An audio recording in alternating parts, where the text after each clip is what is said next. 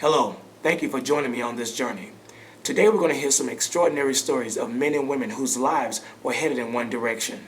They were headed in the direction and acceptance of homosexuality, lesbianism, and transgenderism. But over time, they were able to change their path by God's grace.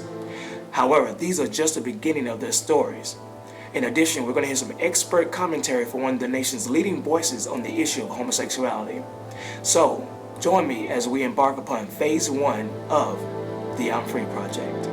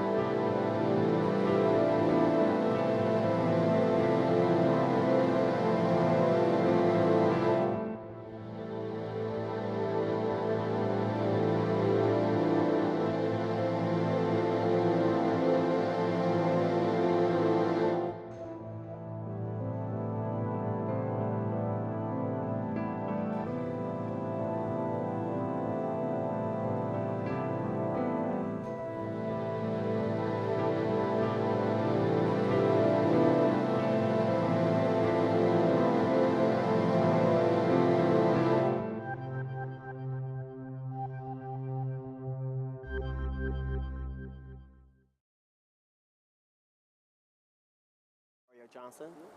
Where are you from, Mario? I actually just moved to Atlanta, Georgia, from New Jersey. Okay. From New Jersey. Okay.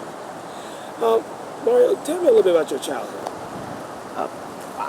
I had I'll say a loving childhood, because I was surrounded by people that supported me, that loved me, and everything that I did. I'm actually from Georgia. I was born in Georgia. I guess my mother left me in Georgia from age 2 with my grandparents to go make a life for us in New Jersey. And once she did that, she came and got me. And I can just remember just from me going like to kindergarten, to preschool, you know, I can remember I would just get involved in so many things like singing. I love singing, it was my passion. And you know, the teachers, they would teach me Spanish and things like that. So I guess it kind of progressed on to there as far as me being a child with pursuing my passion in singing and drama and acting. And that's what I would do in my elementary years. I would always get picked for a lead part with singing. And so I can just remember, you know, throughout those particular years from 1st grade to 4th grade, I was always involved in some kind of musical drama, some kind of play or ballet or something like that. I can remember being chosen for Alvin Arts Ailey School. And my mother supported me in that. I can remember being chosen to go do an audition for the tap dance kid at that time. You know, so this is all from like 1st grade to 4th grade, and my mom was married to my brother's father. By the time I came up from Georgia at age 2, she was married to my brother's father. So we were an actual family at that time. My mom, him, and my brother's dad, you know, up until that age until she got divorced. I'll say she got divorced when I was in 4th grade. And that kind of did something to me, you know, at that time. My mother actually remarried, not soon, but at that time. And I was going into 5th grade, and every year I would go down south. I would come down to Georgia to see my dad, you know. Now, what was going on at that time in your life? I mean, what happened prior to and then up until 8th grade? Were there any dramatic situations that occurred? Yeah. I mean, it was like from the time I moved up from down south, I'll say around 4 or 5 years old, when we moved to New Jersey. Things were happening as far as molestation was concerned. I would say another young child introduced me to what is called friction or rubbing, you know, together. That's what they call, because I guess sex it comes from the Greek word sex, which means a friction and rubbing together. And so that's what I was introduced to from that little boy. And, you know, my mom, well, the boy's father caught us in the stairwell and came and told my mom. And I can remember my mother saying, don't do that no more, that's not right. But so from her saying that, when other incidents would happen as far as molestation was concerned, from family members, from my mom's friends of their children taking care of me, when she said that, I knew it was wrong, so it was like I didn't say anything because I didn't want to get in trouble. But I guess from up until then, from first grade to like fourth grade, the molestation was happening. Not even first grade, I'd say kindergarten, really. And so it kind of shaped my identity of who I was, of who I became at that time, you know, when high school came, due to the fact that the men had a greater impact on my life. I started being attracted to men. I didn't have no attraction for men when I was small. You know, that was just my innocence that's taken away from me. And, you know, I can actually really, when I go back, I can recall my innocence. I can, you know, I know a lot of people have their testimony saying they was born this way. I don't have that testimony because I can really recall my innocence. I can never say I wasn't attracted to a man because I didn't feel that way as a child. As a child, you're thinking about toys and playing. I'm not thinking about attractions. Attractions came from perversion, you know, from me being molested. You know, it was girls that was molesting me too, but it was more guys that was doing it at that time. And I can remember my cousins when we used to go down south, because all of us would go down south. I can remember them dressing me up as a girl and said to him, this is Mario's twin sister. You know, and they made us kiss. And that was kind of, I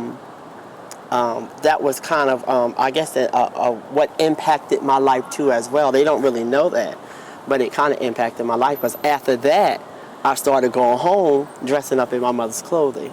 And this was all in the years of up until fourth grade. All right, describe high school for me. I mean, what were your experiences in high school? My experience, it's funny to me now. Everything. But going into high school, I was going through a phase of being bisexual, you can say. I guess from 5th grade to like 9th grade, because 8th grade, that's when you go to high school, you know, where I was living. And so I was going through kind of like a bisexual phase where I would have a girlfriend, I would mess with girls, then I would have a boyfriend at the same time. But it just be like once I got into the 9th grade, it became where I didn't want to mess with girls anymore because more of my attraction was toward men. And so that's when I started just dating men at that particular time. And I would start just meeting certain people because I was very flamboyant, you know, very, very flamboyant. So everybody knew in school I was gay. And I think I was a trailblazer for the rest of the gays that was in the school, you know, to actually come out and be their self because I started really dressing up in girls' clothing. Like I would just go in my mother's closet and get her leather pants and suede pants and wear them to school. And, you know, and I think, you know, I was going through that phase at that time. I met someone that was my best friend. I call him my cousin, but he was my best friend. He introduced me to the whole gay lifestyle in New York City. He took me to the Village, and at that time, you know, because I didn't know that so many gay people existed, I just thought it was gay heaven. You know, that was my mind at that time. And so we would just go to New York every chance we got, just scraping up pennies just to go to New York, just to be in that lifestyle. And this was in my high school years, you know, me in high school. And so it was like I just lived and just breathed just to go to the city, just to be around what they call the children or the kids. And so at that time I was kind of slowly progressing into dressing in drag. Could you just state your name and where you're from? My name is Christine DIXON. I'm not an Army brat, but I moved around a little bit. Stayed up in New York briefly as a young child. My family eventually moved to Orlando, but I was born in Tennessee, which I know is kind of crazy, but I wasn't raised there. But ultimately, I spent most of my time in Kentucky, and I moved from Kentucky about 9 years ago to Atlanta. Now, what drew you to Atlanta? Initially, more job opportunities. It was considered the Black Mecca, and I was definitely attracted to that. But more than anything, the gay lifestyle. It was accepted. People here were very open, and I felt like it was going to be my own personal little heaven when I got here.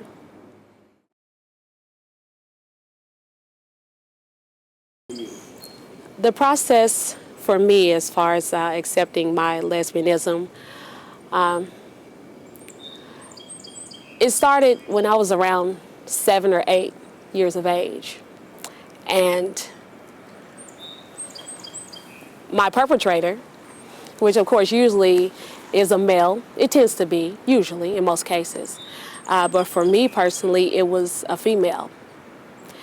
And even though I didn't understand what was going on, it was new, it was fresh, it was different. So I felt different from everybody else, you know, and I never told anyone. You know, that was just my own little secret. As I had gotten older, I was still attracted to guys. I was. And I did have a few boyfriends, you know, which they did treat me well, so there wasn't any abuse or anything of that nature. But I just found myself more drawn to, I found them more attractive. They were soft and attentive, you know, and those are things that I gravitated to. Even in high school, I had a boyfriend, but I ended that relationship, you know, because I had a girlfriend as well. And she was more appealing to me. So I did end it. And even during my junior high school, there was a moment where I really embraced that identity. And that was due to the rejection, you know, that I had received from my father. That's what really manifested it for me. You know, I'm his only child, and it hurt. It hurt very deeply, the fact that he wasn't there for me. And, you know, I love my dad. I love him very much, even right to this day. But I miss that part of him, you know, just being in my life. And there was a situation where I saw him date someone else who had children, and that really broke my heart. It really did, because I didn't understand why I wasn't good enough. Why did he throw me away? So I had made a proclamation at that point in time in my life that, you know what, if my father hurt me, I would not allow another man to hurt me again. So that's when the wall of Berlin arose. All right, TYREE, give me a little bit about your walk into homosexuality, or the realization that you had homosexual tendencies. Well, I always kind of felt at a young age that I had a similar attraction to the same sex, and a whole bunch of situations and circumstances happened to where I ended up shifting in that direction. I always had girlfriends in high school and middle school and elementary, but then I always was like the odd duck coming up, growing up. And I always had older friends that I would hang with, and I always hung around just older people in general. And so I had several situations to where friends and family members ended up violating me and touching me inappropriately. And at the earliest that I can remember was about 5. I got molested by an uncle. From 5 until about 12, I continued to have things happen to me, as far as different touchings from friends, older friends that I would hang out with and stay the night with. And I didn't know any better, and I thought it was, okay, this person's giving me attention and this person's giving me what seemed to be affection, but really wasn't. And so from that time until up through high school, I wasn't really sexually active. It was more in middle school and elementary that I was trying to come and understand my sexuality and the feelings that I was feeling inside. And I didn't have a very good home life with my family, with my mother, my stepdad, and I went off to college because my life at home was so rough, so I was wanting to leave up under that roof, and the way I was able to do that was going to college in Boulder, Colorado at CU. And so I got to CU. I was still struggling with a whole number of emotions, and I enjoyed myself at CU so much that I partied more than I studied. And then I came back home the summer after my freshman year at CU, and I was still miserable with my family. And I ended up just trying weed and drinking, smoking, trying to just maintain my mentality and my mental, because it seemed like I just was just so depressed and so lonely. And then finally I just jumped online and connected with somebody, and that's what started the whole thing at 19, the summer after my sophomore or my freshman year in college. And I connected with this person, we did our thing, and then from that point it was just a wrap. So for you, a lot of, you could say you were truly emotionally wounded, and that helped for you, help play a part in the development of same-sex attraction. Yeah, it was severe emotionally wounding, I believe. With a lot of traumas, my stepdad was abusive, verbally and physically, punched on me, spoke negative toward me because, like I said, I was always the odd duckling. I was frail, small. I like certain sports, but wasn't the typical guy sports. I like track, and that's really the main sport that I actually flourished in was track. And even my stepdad didn't even believe that I was running track because I wasn't bringing home trophies. Now, how did you begin coming out of homosexuality? How did you begin that walk? How did it start for you? Well, my journey out of homosexuality actually started some 11 years ago. Actually, like I said, I just really started to get wild in college, and all after the encounter at 19 to 20 to then 21. I just would travel back and forth to Atlanta. I had a cousin at the time that was staying in Atlanta, and I was on campus and still making connections with various people. And at about 20, August 2nd, 2000, I had went to go get tested at Kaiser, and my test came back positive. And so from that point, I talked to a minister that told me about Pastor Foster. At the time it was Minister Chris Johnson. He was also diagnosed as positive, and the only thing that he could tell me was, now that you're positive, the only thing that you can do is come to Jesus. And so at that same time, I was contemplating my step to Christ. I didn't want to die, and at the same time, I had to make the decision to start walking out of the lifestyle. Now, let's hear one of the leading voices on the issue of homosexuality, Pastor D.L. Foster, founder and executive director of Witness Freedom Ministries. Pastor Foster brings more than 15 years' experience speaking on the issue, and now he's an author of the book Touching a Dead Man.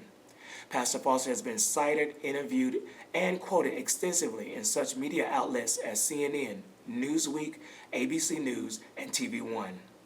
Now, we asked him the question, what was one common thread that he found amongst individuals who struggle with same-sex attractions? So let's hear what he has to say about that common thread.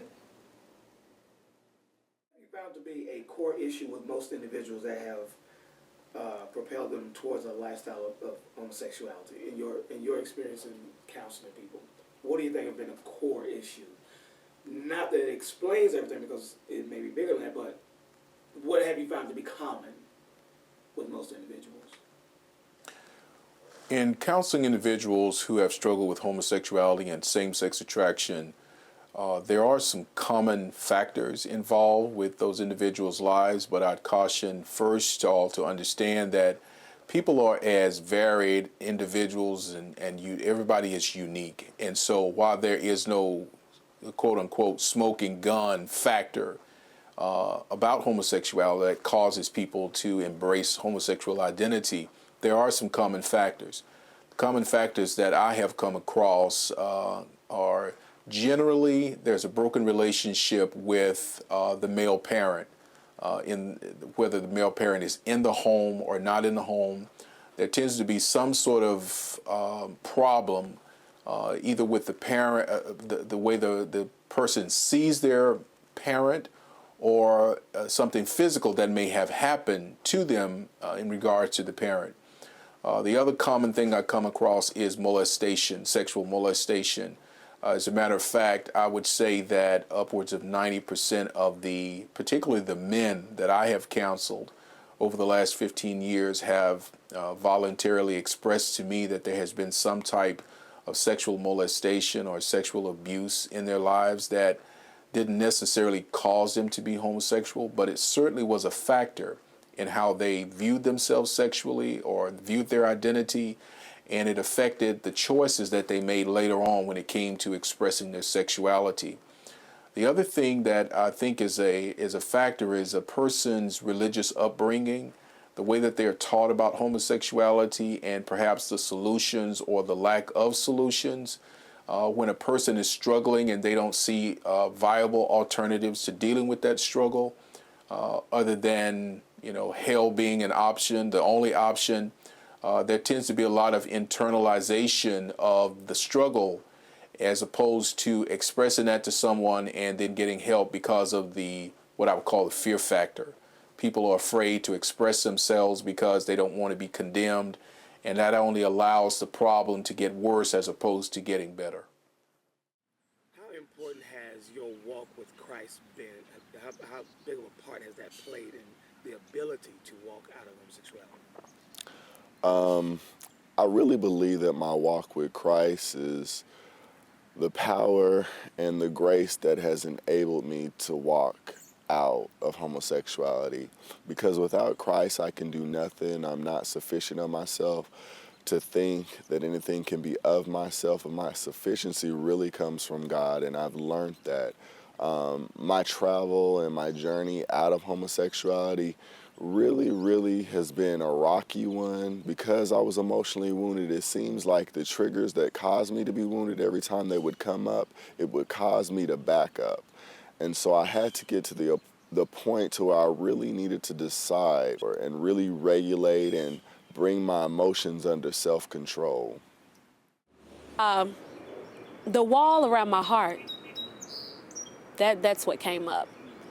I didn't like the pain that I was feeling, the emptiness, the rejection. It hurt too bad. It did. The confusion. Not necessarily saying that my father could have protected me from this perpetrator, but I did feel like his presence possibly could have made a difference, towards myself, towards my mother. She's a great woman. Yes. Molested by another female at a young age? I was inappropriately touched. Okay. I can honestly say she didn't go all the way, but definitely out of bounds. More or less, she, showed me body parts and had me to touch body parts, things of that nature, yes. So from that, do you feel that sparked something in you? Yes, because after that, I really started being more attracted to my friends. And because I did have some attractive friends, I really did. So I started to look at them differently, yes. Even though I never said it to them, but just internally, yes. So, in beginning your walk, what were the steps that you took? Did you start attending like a religious group or organization, or just your own Bible study, prayer? What was your steps? Well, my very first step was being saved. I got saved March 2001, a few months after I had gotten diagnosed, at my first home church.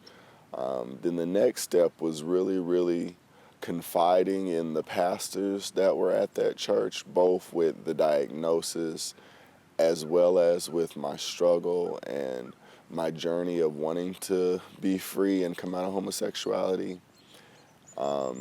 Without accountability, there's really no challenge for you to walk out in the way that God would have you walk. Now, you mentioned the church. Do you think the church has done enough to help people struggling with homosexuality? Honestly, I don't believe that the church has done enough to help people that are struggling with homosexuality. In some churches, there's a stigma, and it really takes a special type of person, one, and a special anointing for those people, two. I thank God that from the church that I was in for 8 years, which they understood and they knew the struggle, to now the pastor that I'm up under that is encouraging me to move forward in ministry to gay and lesbian. Now, we asked Pastor Foster what was his take on the church's role in this overcoming process, as to where the church is and where the church should be in helping those who struggle with same-sex attractions. Let's hear what he has to say. Do you feel that those who are overcoming are misunderstood in the church, and why? Individuals who are overcoming homosexuality in the church, that are members of local churches, are misunderstood a great deal. The reason they're misunderstood, I believe, comes to this issue of doubt about whether a person can actually change from being homosexual in a sense to heterosexual. We know that in the biblical context, God delivers people from their sin, and then he brings them into a new life with Jesus Christ, and they begin this journey of sanctification and holiness. In the church, it seems to be a double standard that is applied to people who come out of homosexuality, perhaps some sort of latent prejudicial belief that makes people believe that once you're homosexual, even if you have been quote unquote delivered, there's something still a problem. There's something still wrong with you. People use certain terminology like having residual issues. And so instead of actually accepting everyone who has renounced their sins, left their past lifestyles behind, accepting them into the family of faith, generally individuals who come out of homosexuality are subjected to suspicion. They're subjected to, again, double standards that are not applied equally across the board to other members of the body of Christ. And that causes a lot of people to not fully invest or divest themselves into the community of faith. They remain on the margins. Generally, they're in churches, but they get into activities that don't fully engage them in the life of the church. And this is a disadvantage to any local church, because every member should be a vital part of that body. But individuals who are marginalized by actually by unwarranted suspicions, do a disservice to the local church. So the reason I believe that people are treated this way is because there's still this stigma about homosexuality, and while that may be something that's unavoidable, members of the church should always believe God and believe God's word over societal superstitions. That should have no place in the church.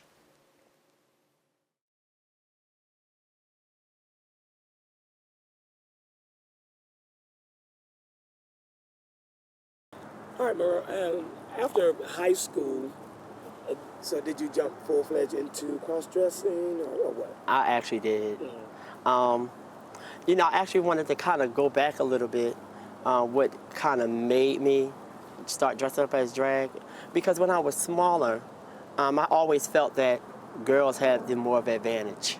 Like they had the Barbie dolls, they had the extra clothes, they had the extra this and extra that. And I felt that way because I was insecure about myself as far as my looks and stuff, because when I was in school, girls would call me a sissy. Now, it's like I never had a problem with the guys, but it would be the girls. So due to the fact that the girls would say that to me, they made me feel like I was ugly. And so growing up, I didn't feel like I was a handsome man or and I think that kind of helped or stirred, what was on the inside of me to change my appearance, because I wanted to be beautiful. I wanted to look nice. And so I did all those things to change myself, to be attractive, to be wanted, to want it to be loved by another man. And I think that came from in my earlier childhood when my mother and my brother's father got a divorce. He would, when they would get upset because they was in the midst of separating, he would take my brother and leave me. And I didn't understand it because I didn't know he wasn't my father at the time, because he was supposed to have adopted me. So that kind of put a lot of rejection, insecurity, abandonment, inferiority. It stirred a lot of those emotions on the inside of me when it came to a man.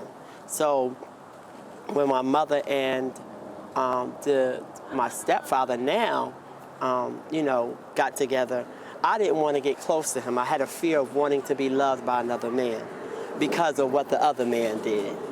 And so all of that kind of played a part of me going into that direction as far as dressing up in drag and stuff like that.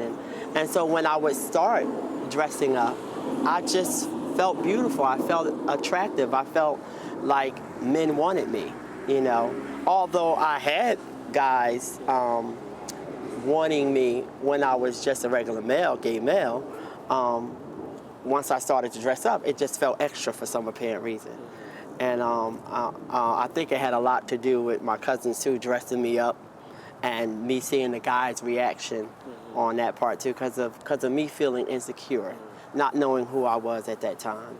My identity was being shaped by life's situations. And so when I would dress up, I just felt, I didn't feel like any hurt on the inside, although I probably was hurting, but at the time you're not thinking about none of that. You're just thinking about your accomplishment and what you can do as far as going further into enhancing your looks. And that's what I did. So when you say you went to enhancing your looks, how did you enhance your looks? I did that by female hormones, estrogen, Primavera, shots, pills. I also did that with silicone injections that shapes the body, around the hips and the behind and stuff like that. And, I just did things to alter my appearance as far as my face was concerned. I also saved up money to get implants, and I had implants at that time for me saving up money, So altering my appearance and living that lifestyle is I can say it's hard. Now, as you were living as a transgender, or even before you started doing the changes, with these men, were there ever money involved? Yeah. because I was a runaway and I was living from house to house or with this boyfriend or that boyfriend, I was introduced to prostitution in New York on 14th Street. And that's when my friend told me that society would not accept you and this is the way we make our money. Because, you know, I was around other transgender people. And so there, at that time, that's how I would make my money, you know, being out on the streets prostituting. Until I was introduced to another way of making money, which is the same thing, but it was just inside. I used to work on 42nd Street at a place called Show World, and that was behind the booths, you know, for transgender people, you know, and that's how we would make our money. All right. Now, you had mentioned that you took on, had the persona of the stud personality, I guess you could say. Describe that a little bit. What does that mean? I did take on the stud identity. I found myself, when I was in high school, I played sports. But as I played these sports, you know, I would dress a little feminine. But as time progressed, and I started changing, you know, my attire, you know, was more comfortable, you know, the baggy jeans and so forth, you know. It just blended into that identity, like, hey, if I'm gonna take on this role, I also have to look the part. And it also drew women to me, because I guess now the term that's used, I had swag, you know, and I knew how to, you know, match and everything, you know, I always smelled good, things of that nature, you know, that was appealing to feminine women. And the more that they fed my ego, I continued to move further and deeper into that stud identity. And I found out, you know, times where maybe, you know, I wanted to wear something a little more feminine. It was a turnoff to them, and I didn't want to turn them off. And so I just continued over the years. Thank you for watching part 1 of the I'm Free Project. In our next installment, you will hear the intense conclusions to these stories that you don't want to miss. Also, we will introduce you to more individuals whose lives have changed by their unyielding faith and relationship to Jesus Christ and His Word. So until next time, freedom is possible and Jesus Christ is Lord. Spread the message.